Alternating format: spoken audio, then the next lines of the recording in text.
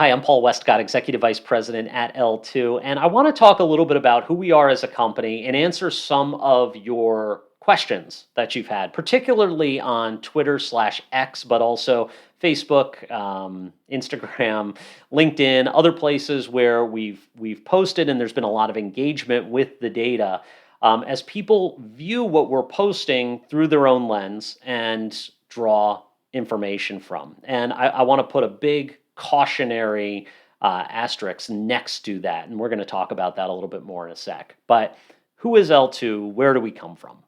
L2 started back in the early 1970s. We're over 50 years old. We started as a company called Labels and Lists. And what we do is collect the data from the secretaries of state and county boards of election across the country. We do this every month of every year. We're collecting information from all 50 states and Washington, D.C., and we're bringing those data in, cleaning them up by removing people who have died or moved out of state. We are then filling in gaps for existing data. Some states provide partial age information. Some states provide party ID, but others don't. Some states give us primary ballot selection, so we have to infer party by modeling. We have to bring in things like race and ethnic coding in many states. So what we're doing is basically filling in gaps to some of the most standard pieces of voter files. And then on top of that, we're layering in rich demographic, consumer, donor, and other information. So our clients and partners, people like major news publications, researchers at universities, and public opinion pollsters, as well as private pollsters, campaigns, campaign consultants, others, basically anybody building analytics. So there's lots of people who use the data with the common goal that it's all being used for political or advocacy purposes in all 50 states and DC. And so then what we do, once we have all of those pieces put together, is we standardize the data. Every state is incredibly different in terms of what they're providing, how they're providing it, and we make it into a very simplistic, standardized national table. I shouldn't say it's simplistic. It's simple to use, but it's not simplistic to build. And so that's who L2 is. That's sort of what we do and where we collect the data from.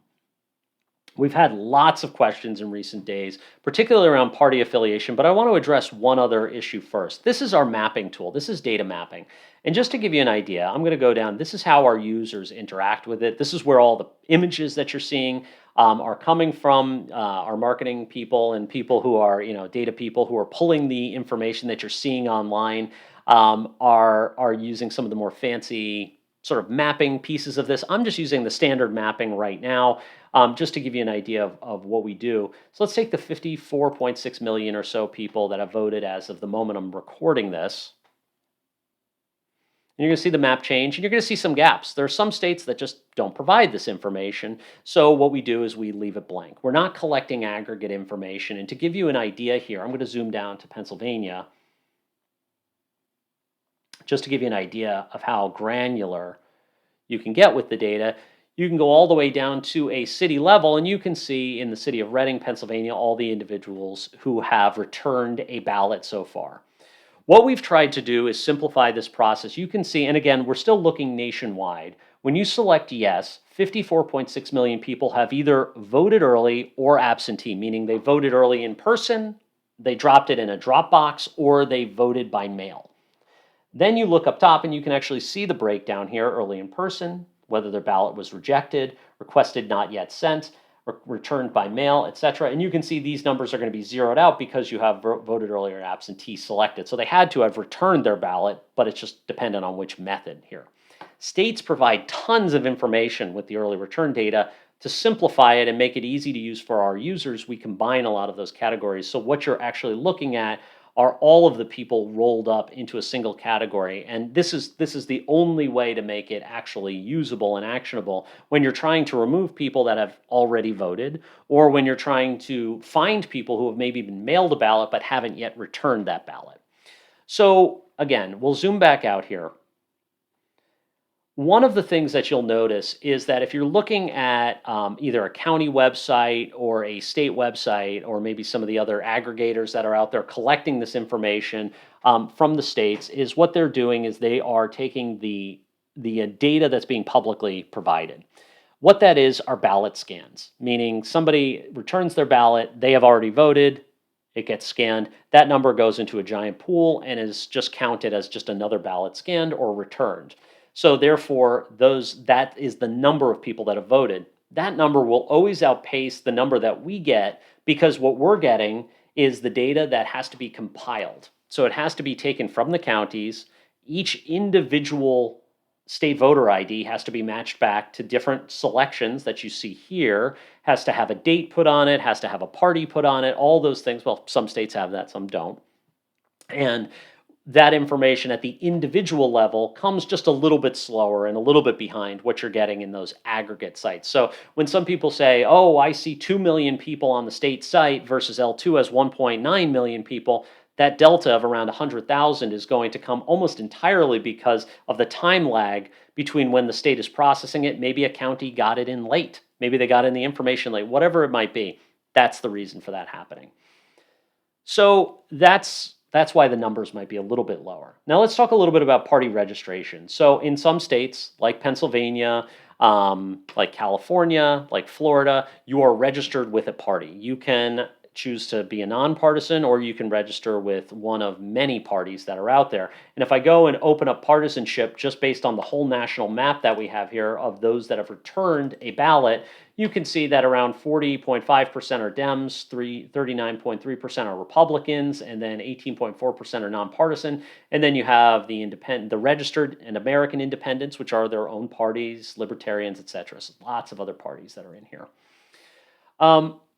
However, there's a lot of states that don't provide that information, and I think you know where I'm going to go here. I'm going to go into state,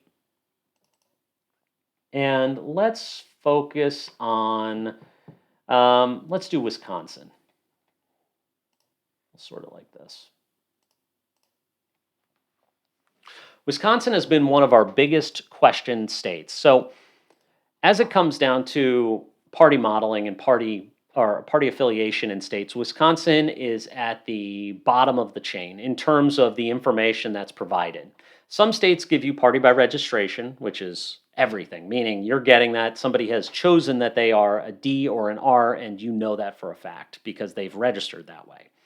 Then you have the next level down, which is states that provide primary ballot return information, like Georgia, for example, provides us with a lot of information by saying this person at some point in time returned a Republican or Democratic primary ballot selection. So we will then take that information, and we will always take whatever the latest primary ballot selection is, and then we have to model those that are independents. So for those of you asking about Georgia, saying, well, why does L2 model Georgia?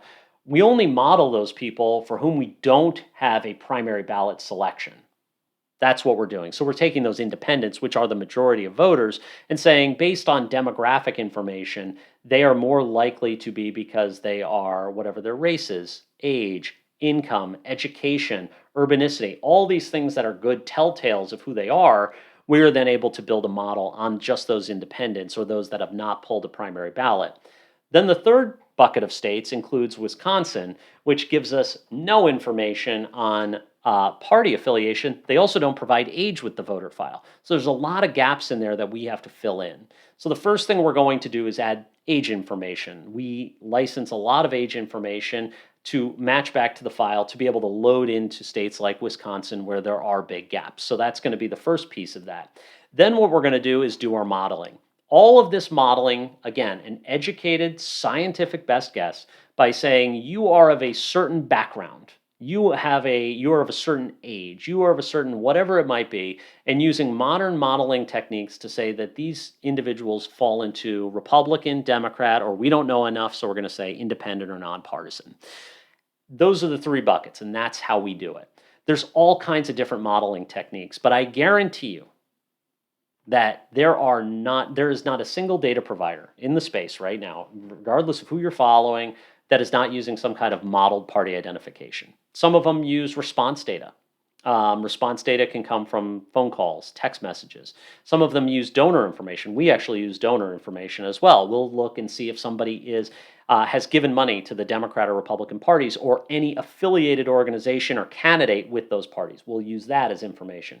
If they're an elected official, we'll look at their party registration based on their party of choice if they are a candidate. We'll also look at, we'll go even deeper than that, and we'll look into things like if they moved from a state with party registration and they move to a state without it, like say New York to Wisconsin, well, then we are going to say that this individual was a registered Dem in New York, they're a likely Democrat in Wisconsin. So we carry that over. What we are cautioning people against with this is don't always just lean into party registration and then throw your hands in the air. What a lot of people have done is say, well, L2 has this big number of Republicans, of Democrats, of nonpartisans, of this or that. Just look at the other data. And what we're trying to do as a nonpartisan organization is be as right as possible, is try to make this as right as possible. We're not trying to put rose-colored glasses on either side. We are just trying to be accurate. So with this, what we encourage people to do, and this is doable with the early return dashboard as well, if you go in, I'm going to go down to Wisconsin right now, you can now see that the party affiliation is broken down 32 to 50%, but look at other characteristics. Gender, women are outpacing men. Urbanicity, it's mostly suburban people who are voting. They're in suburban zip codes. You have people over the age of 65, a much smaller group that are younger, a much whiter group. You can see that people's income is a little bit on the, it's 50 to 100,000, which is, around the average in the state. But you could see those at higher incomes are voting faster. People who are married are voting faster than their categorization. So everything I just said right now, if you are a hardcore one side or another, or are favoring one candidate, whether that's presidential or down ballot, you had a gut reaction to that. You said, oh, okay, it's older people. Oh, it's whiter people. Oh, it's younger people. Oh, they're people who are married. Oh, there's this or that.